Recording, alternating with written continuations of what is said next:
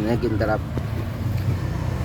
So sabi niya doon daw siya nabili sa kabilang tindahan palagi. Sabi niya mababa ba sa iyo ang presyo? Yan, as in ganun ang tanong niya. Well, sagot ko, may sarili po akong presyo. Sabi niya, kaya mo bang babaan yung presyo doon sa kabilang tindahan? Sabi ko, kasi alam kong mababa yung presyo doon sa kanya.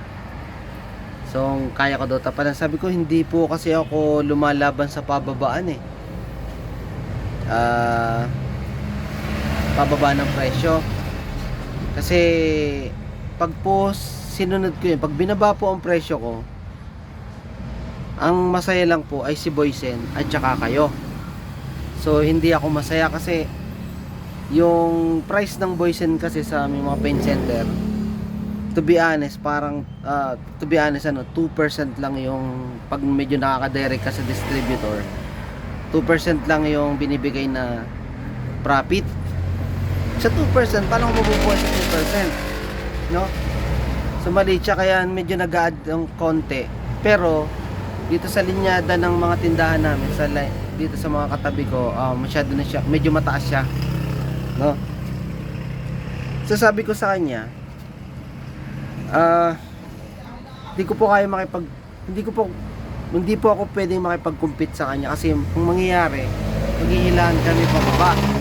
So hindi po ako lumalaban ng hilahan pababa, hilahan po pataas.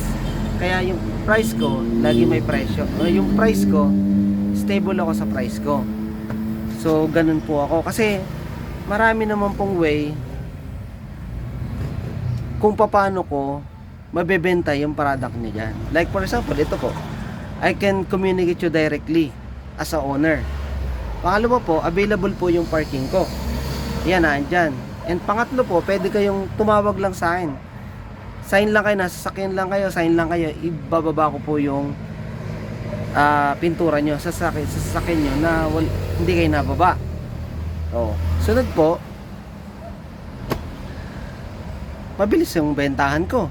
So, hindi kayo maghihintay ng matagal. Kasi alam ko, doon sa kabilang tindahan is nagko-queue sila ng medyo matagal. Kung ang diferensya lang naman po ay 20-30 pesos, ipagpalagay na 50 pesos sa isang balde ng pintura, well, siguro mas contractor hindi mo ikalulugi yun. So, ilan lang po yung sa mga way of marketing ko to sell yung product na to, no? So, kasi 6 years na ako dito sa tindahan na to, and ay proven na kaya ko ibenta yung product na mas mataas doon sa bilihan sa area mo o sa area ko dito or dito sa market, no? Kasi matagal kong inisip yan, inaral paano ko mabebenta yung product ko sa gusto kong profit kahit na may mga katabi ako mas mababa. So inaral ko yan paano yan mangyayari, no? And ay proven naman na nabebenta ko siya, and I survived for the past 6 years, and napalaki ko na tong tindahan na to.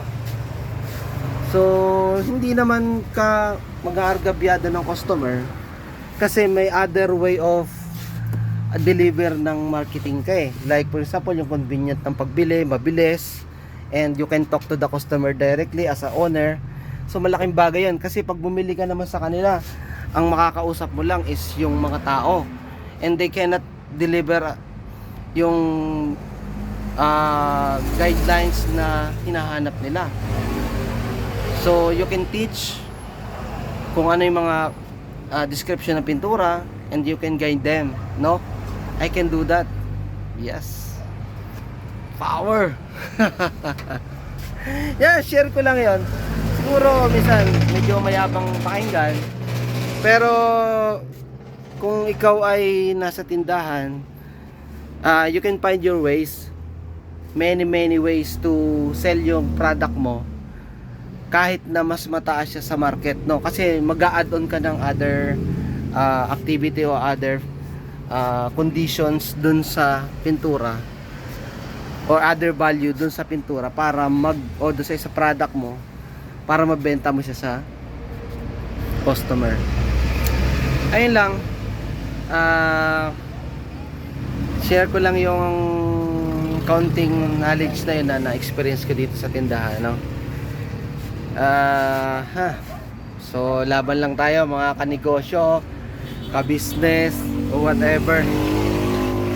So yun lang po, bye, peace.